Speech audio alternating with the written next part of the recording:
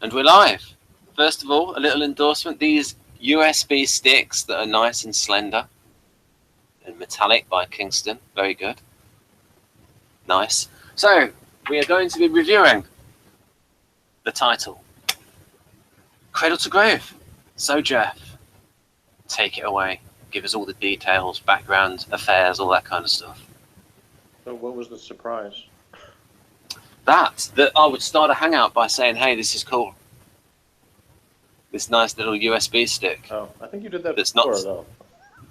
Yeah, I'm very repetitive in my eccentricity. So that's not really a surprise. So anyway, No.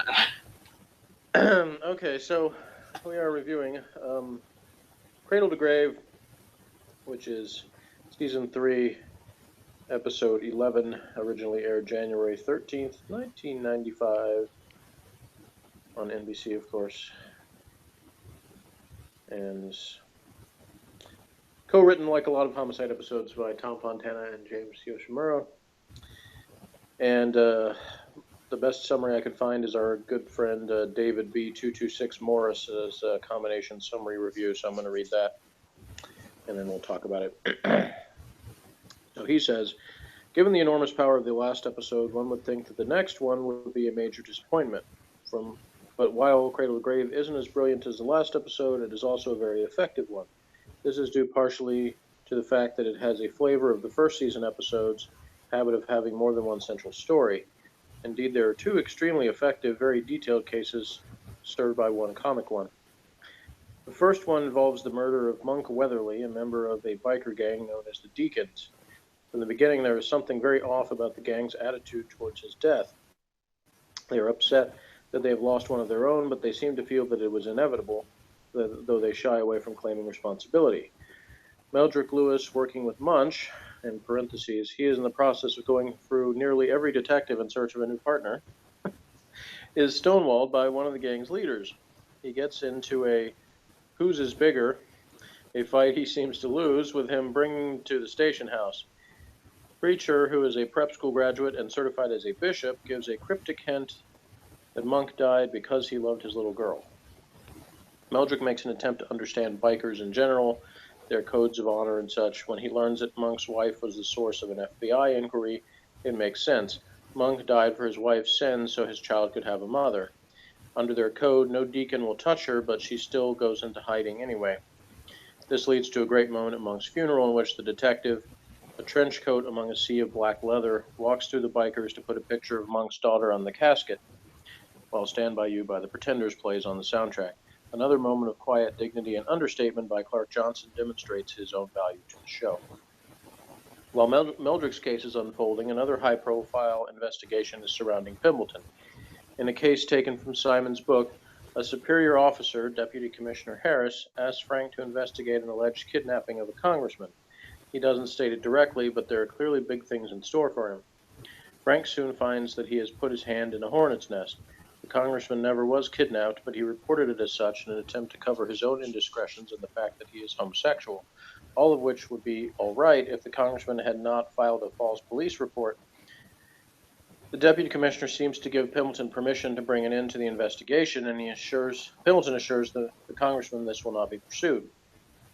Unfortunately, the media does get a hold of the story, and the commissioner deserts Frank, leaving him to take the heat alone. For once, G cannot help him due to Frank's decision not to bring his lieutenant in on what was happening. Filled with indignation that he let himself be used in such a manner, he resigns from the department, though it will turn... Well, okay, anyway, I'll skip that part because it spoils something. All right, the situation with Pembleton leads to a remarkable scene in the fourth act. After the story breaks, Pembleton has to explain to Giardello and Colonel Barnfather his actions, while Harris leaves him to twist in the wind. Dramatic but not exceptional until you realize that all four actors are black. In a police drama, or for that matter almost any other show, when all of the actors are of the same race, they're usually talking about prejudice or discrimination. At the very least, someone would mention it, but Homicide treats it as if it were nothing special, and in the Baltimore PD, this probably does happen. Making the drama of the two stories stand out is a mostly amusing case. Felton and Howard are called in to investigate the murder of a homeless man, only to find that the rookie officer on scene let the hospital attendants take the body away in an ambulance. As if that wasn't bad enough, the paramedics return the body to the crime scene and attempt to reposition it, much to the exasperation of the detectives. This, too, is described in Simon's book. Never the most vigilant detective, and preoccupied with finally finding his kids, Felton commits an act of fraud by replacing his John Doe on the board with another John Doe of Bayless's that had been closed. Cradle Grave isn't a perfect episode, but definitely an example of old school homicide. We have great cases with the characters being true to form. We have some humor and some real poignancy. This is the show in stride. My score, 9.25. All right, so what do you think, Ben? I thought it was good, and I made some notes. There's some good dialogue, and I'll try and get to the bit where this bit of dialogue comes from. And then I'll ask you about the woman and the tats. This is where Lewis comes in with a torn shoulder pad. Then we've got this bit. Actually, it wasn't that bit. It was earlier on. It's I've not actually got a grab of the bit where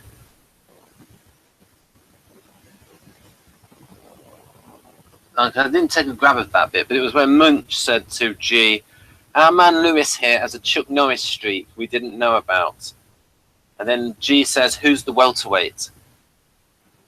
And then Munch says, "Member of Deacons Motorcycle Gang. He got into a mine's bigger than yours with Lewis." G says, "Looks like his was bigger." Munch, much bigger. Right, and then now, if we go back through these, I will. So this is from the teaser. Right. Now, I'll ask you about. There, she's wearing a tie again. Now, Jeff, what did you think of this? A woman tattooing her legs. I pretty much agreed with whatever Lewis said. Oh, so you didn't find that kinky? No, not particularly.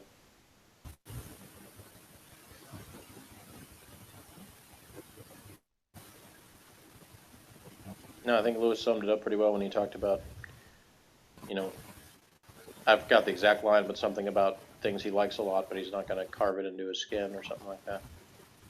Yeah. Right.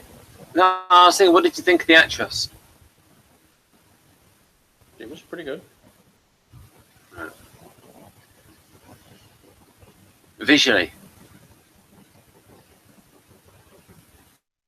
I just wondered if you thought that was quite hot or not. No, not really. There we go. I mean, she's got decent legs. You see, but I'm not. That's what I thought, because I thought I just thought some men might really like the way this was arranged. Yeah, probably so. Like these kind of shots. All right. Anyhow, we digress. So, bicycle stuff. Then we've got this guy. Right. I mentioned that bit, and then we got this. Yeah, so it looks like they had a bit of a punch up, given that his shoulder pad's out.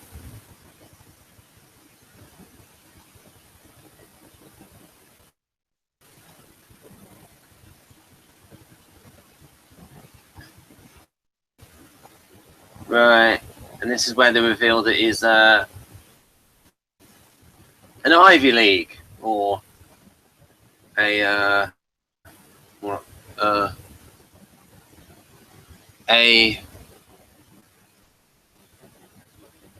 not Ivy League, a man of privileged upbringing. He became a biker leader. And then this guy.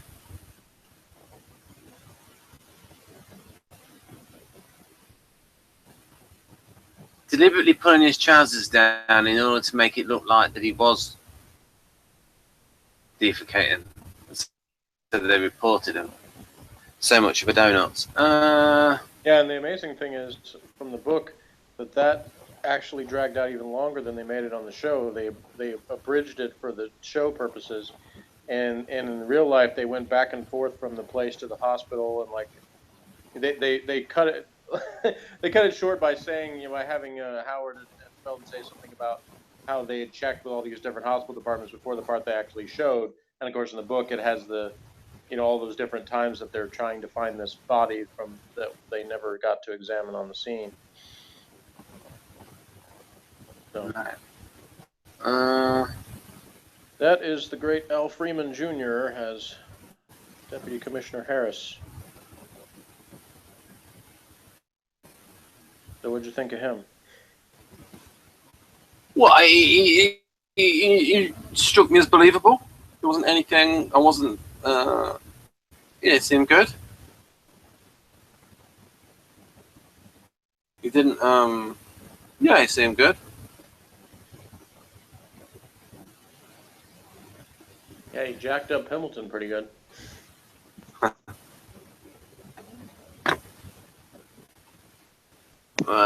It was sort of foreshadowed when my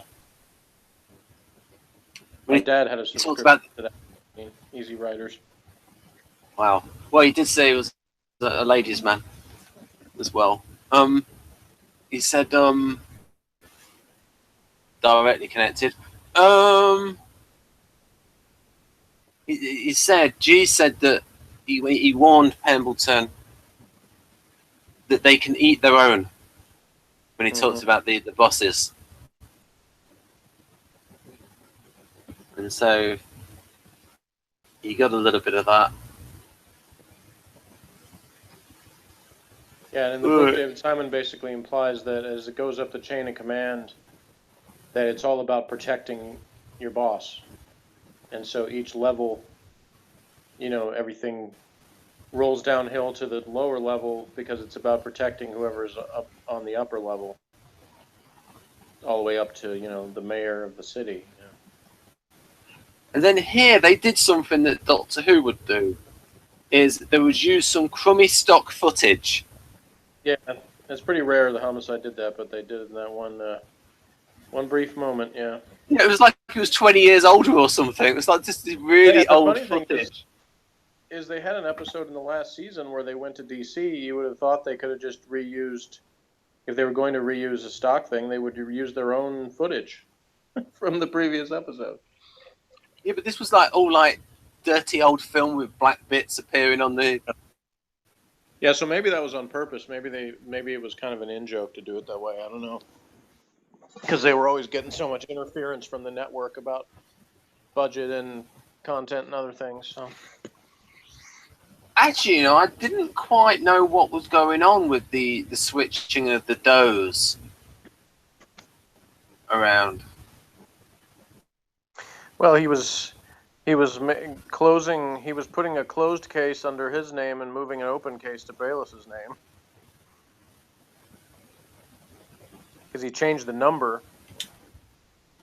Right. Which, of course, he could have just. He didn't really have to erase the dough part, you know. Well, I mean, on the other one, but anyway, I guess he had to change it from red to black. But, you had to change the color, yeah. Yeah, but he changed the number so that it would be the one that was closed under Bayless's name. But I'm sure that would get found out. Well, I was about to say what Felton is not factoring in is that Bayless is an ISFJ, and he has a really good memory. So anyway.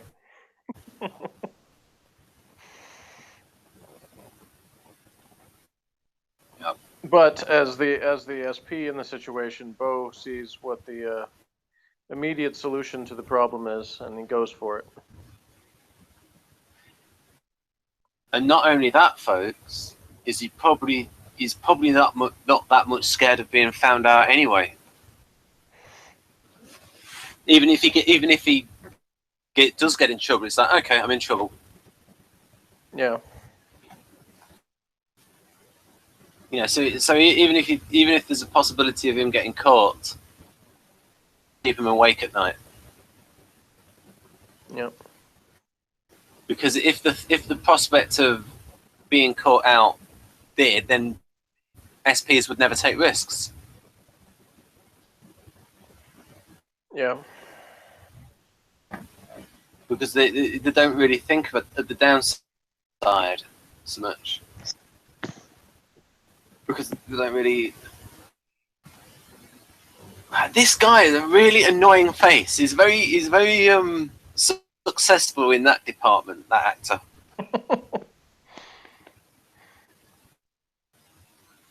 They really did cast him right for that particular role. Where they got a guy who's like, he's got grey in his hair, but he does look like he could be 14. I don't think he looks that young, but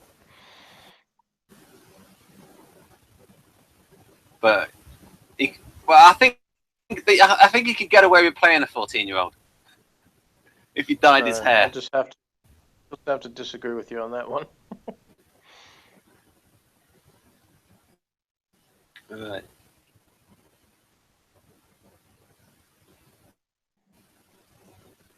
This.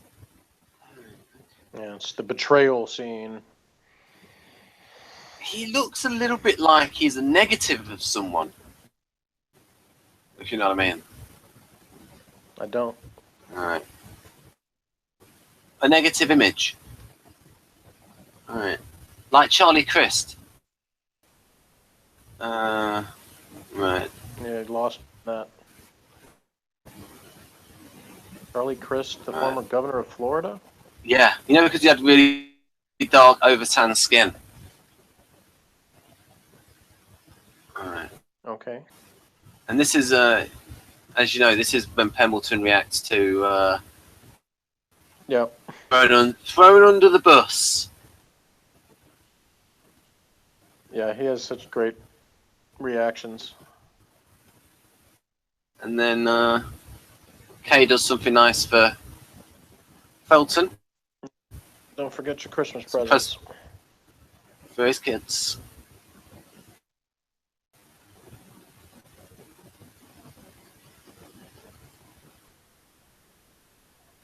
They're all wearing helmets. These bikers. So these Baltimore bikers, looks like most of them are wearing helmets. Alright. Yeah. I don't know what the law was there, but it probably was like it was here, where that was required by law at that time. Well, they can always say it's a government road.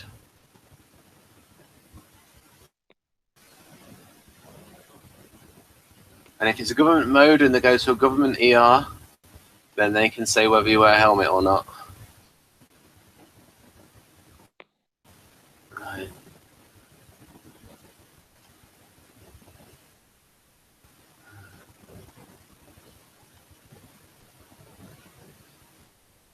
These people stand out as like doing other things, Jeff.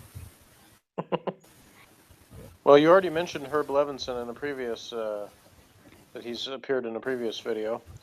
And then you have Edgar Allan Poe IV. Wow! Is that the real Edgar Allan Poe? Is that the same lineage? I know as much as you do on that. Right.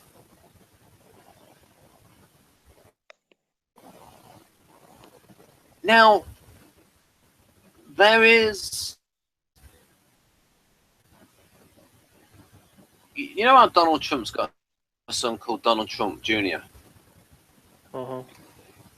Is Donald Trump really Donald Trump, or is he really Junior himself? No, What was his father's father name was called? Fred. Right. And in fact, wasn't his father's real name Fred Drumpf? Yeah, I think so. Either his father or his grandfather. I can't remember who changed it. Right, okay. I've not really got much to say about them. Let me think. Oh yeah, what I said before we went on air is I would have liked it if the FBI guy, he gave him that little clue. Where's the guy? He gave him that little clue that he gave the reason why. He gave the reason why. And then in that scene where undercover FBI guy, if they'd have written it where he found out, and then he'd have realised, oh no, the FBI guy killed him in order to keep his identity secrets. That could have opened up a whole can of beans. But the audience might have felt that might have been too subversive to suggest that the FBI did that sort of thing. We don't know if they do or don't. We don't know how hardcore they are. Well, I mean, we already had our intrigue going on with the other case in terms of the congressman filing the false report and then the cover up and all that stuff. Which will continue into the next episode, not surprisingly.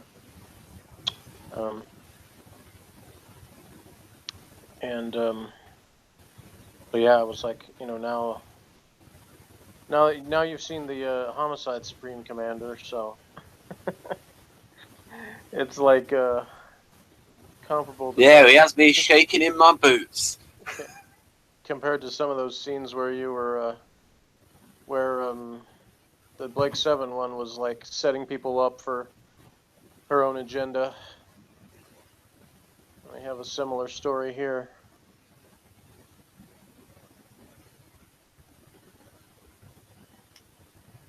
Yeah, but not as convoluted as surveillance schemes. Yeah. Harris isn't necessarily convoluted, but he's just as vindictive. Ooh. If you get in his way, then he has no qualms about taking you down and punishing people he thinks deserve something. So he tells Frank early in the episode, you broke my heart when you turned down the promotion. So he's basically saying, look, I wanted you there and you refused it. So you're already on my bad side. Ooh, maybe he could have played that a little differently.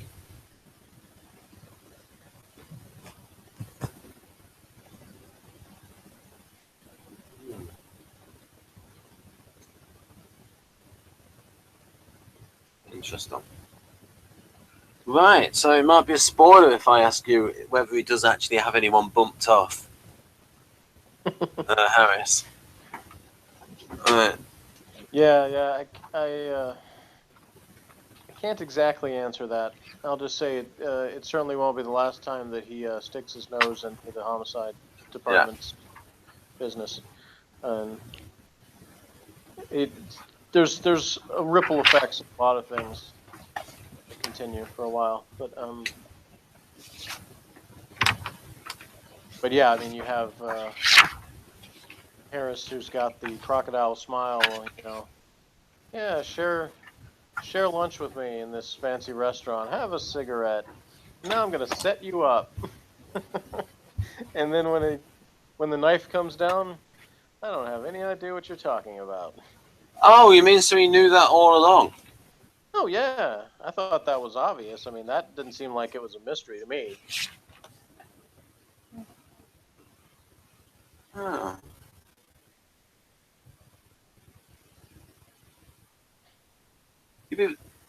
So that means he knew it would come out.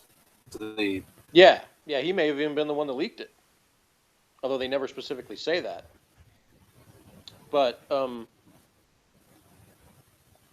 it's all a power play.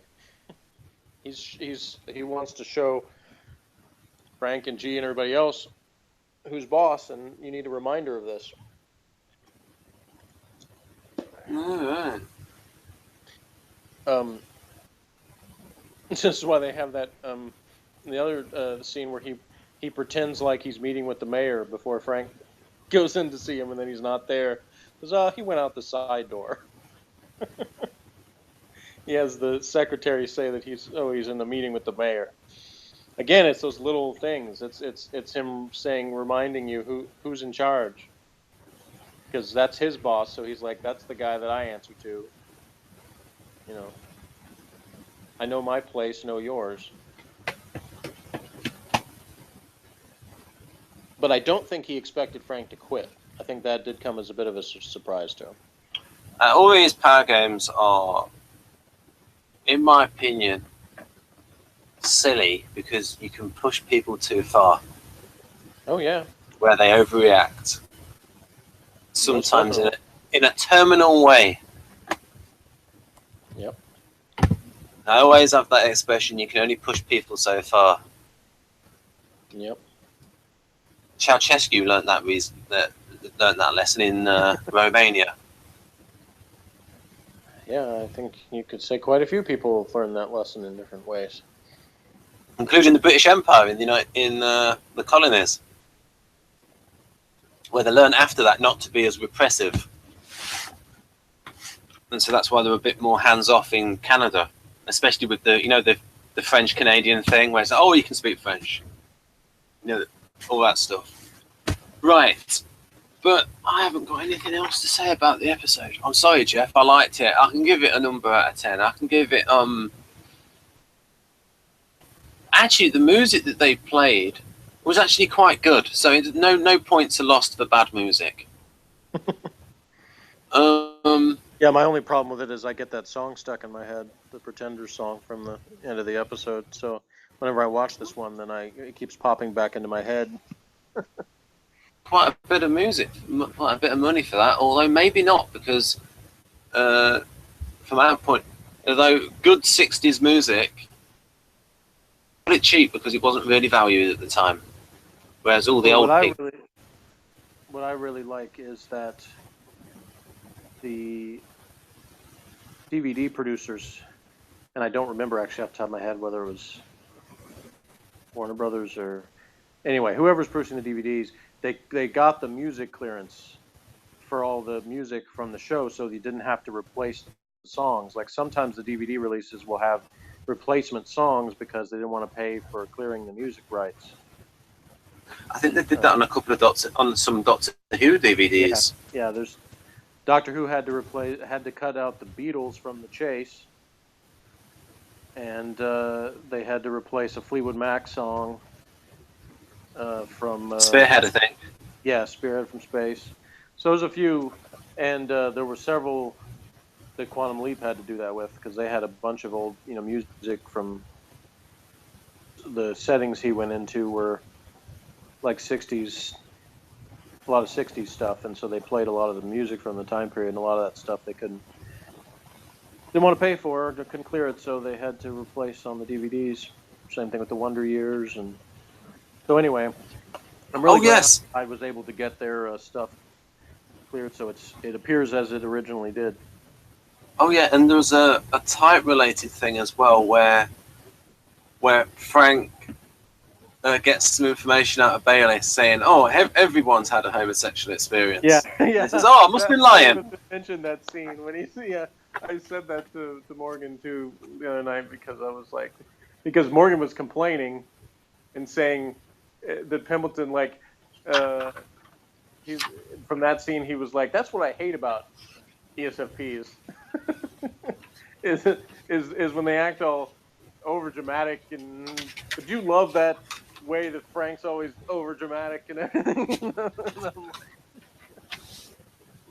I did, I wouldn't have honked the horn that many times, though. I mean, because I always look at that as like so useless. Like honking the horn never gets you anywhere any faster. So I guess people just use it. It's like this thing they use as a thing to squeeze.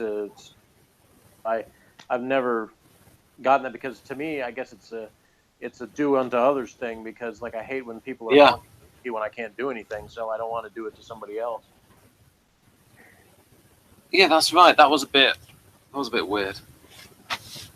But yeah, yeah, I love that how he goads Bayless into admitting something and then says, "Nah, I didn't have anything like that." Must have been lying. Yeah, must have been lying. Yeah, there's more of the great dynamic between those two. So yeah, Frank gets some really great moments in this. The only thing I would have added, I think, was at the end there when he has the scene with Bayless and the groceries, is when Bayless said something about, well, I don't have a partner. Frank should have said, well, Lewis needs a partner. Go partner with him. You know, what I might have put in was like Bayless has a little look to see what's in his groceries. Let's stop looking at my groceries. Yeah. Because some people would do that, you know. They would like, oh, all right. And So you never did say what your rating was. So. No scenes knocked any points off. There was nothing that dragged. There was no. I think I'll give it about a 7. All right. I'll give it an 8. I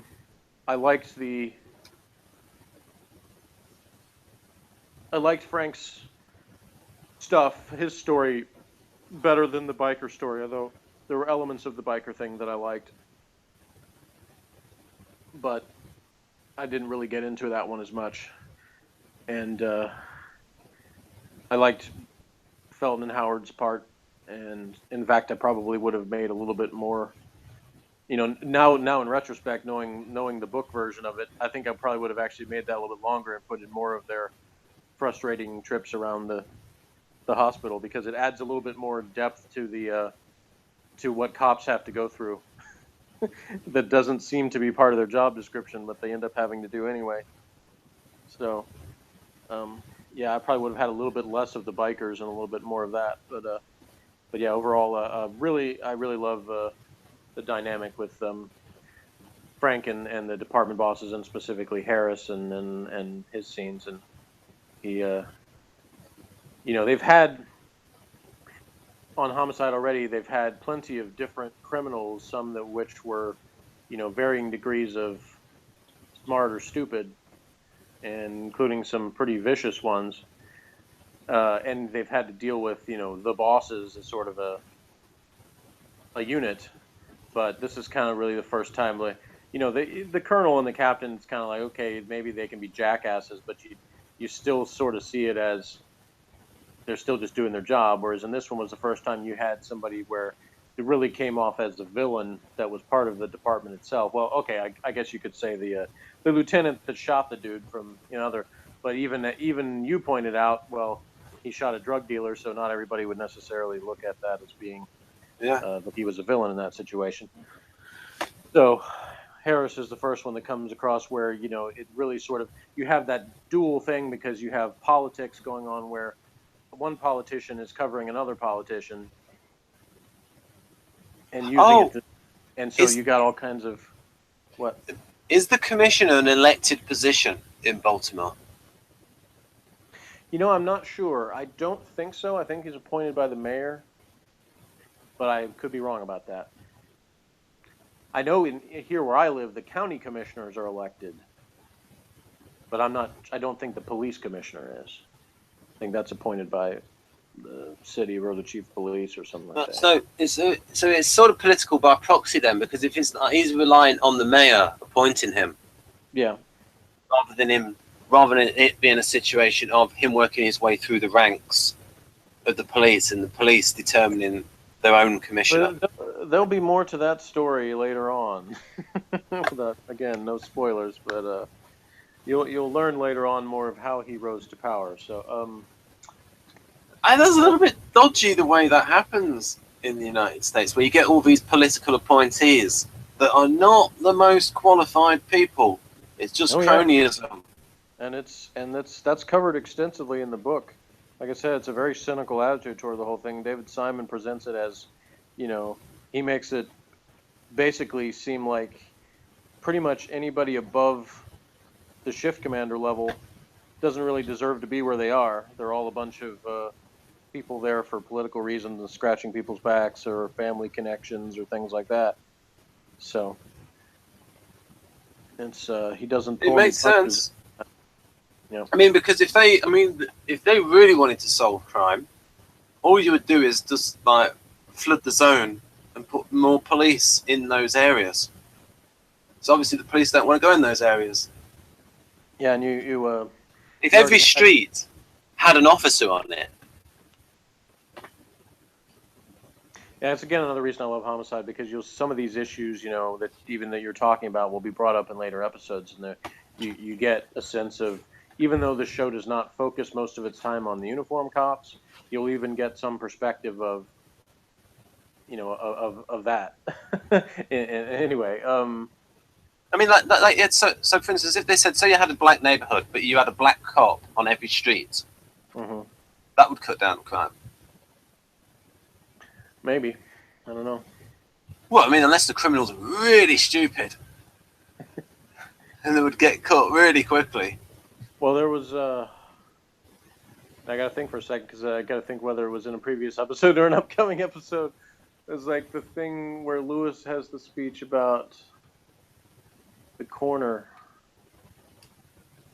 Now I can't remember what episode that was in. Because I think they used to say that in New York there was like...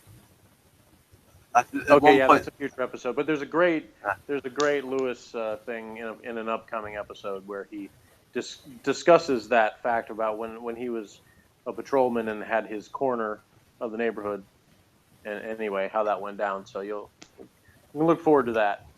Like I said, there's so many things that they sort of cover and stuff that is great. It's just it comes out slowly as it goes on, one at a time. So. Yeah, because Morgan and I, at the end of watching the whole series, both agreed overall that Lewis was the coolest character on the show. And part of it, like, as it goes on, you get more and more insight into his character, and he gets more to do, and you have, you really kind of follow his journey from beginning to end. So, even though it's an ensemble show, and certainly there's plenty of great stuff with Pembleton and G and everybody else, in a lot of ways you kind of, and of course Bayless, is sort of like he's the rookie at the beginning and you follow his journey also, but Lewis is sort of like the unsung hero, I think, almost in Homicide. Well, he has very good comedic delivery as well. I think Clark Johnson does a really great job throughout, and I like the fact that he did DVD commentary, because not very many people stars of TV shows seem to do that, but so when you get somebody who does, it's cool. Right, so if you may have heard there, folks, Jeff does that little clappy noise, and I think he does it with his shoe, and that means wind it up, Ben. Well, yeah, I mean, okay, we already gave our scores. You said 7. I said, yeah. One of these days, yeah. One of us wannabe Jays, should compile like a thing of our scores so we can keep track of the seasons or something. But yeah, we delegate to one of our loyal audience members. Yeah, all those great comments we get every time. Yeah, I don't think we have. If you're watching, you should leave a comment, even just to say you're watching. It doesn't have to be. I don't think we have a single comment. We might have one from Wojtek on a Blake 7 video. Yeah, I think you guys had a little back and forth on one Blake 7, I think, but nobody's commented on Homicide. Surely somebody watching this has something to say. Yeah, and you, Jeff, said, I'll once I upload them to my channel, I'll name them properly. I won't put Jeff and Ben reviews. And I renamed them all. And I've put it at the beginning how you would put it. And so how would you title it to get more views? Well, I mean, anyway, we'll see what we'll get. But I think that overall is a good thing, you renaming them. And for some reason, I think maybe because you did that, I remember when I was looking, they showed up in my feed thing as being new. So maybe because you retitled it, because they were videos that weren't actually brand new. So I don't know why it said. Ah, interesting. Anyway, did Did anything else? Oh, we'll talk about this off air. All the behind the scenes. All right, Oh, join YouTube. us next time, folks, for a simply titled episode called Partners. That'll be the next one. Right. Okay. Bye bye.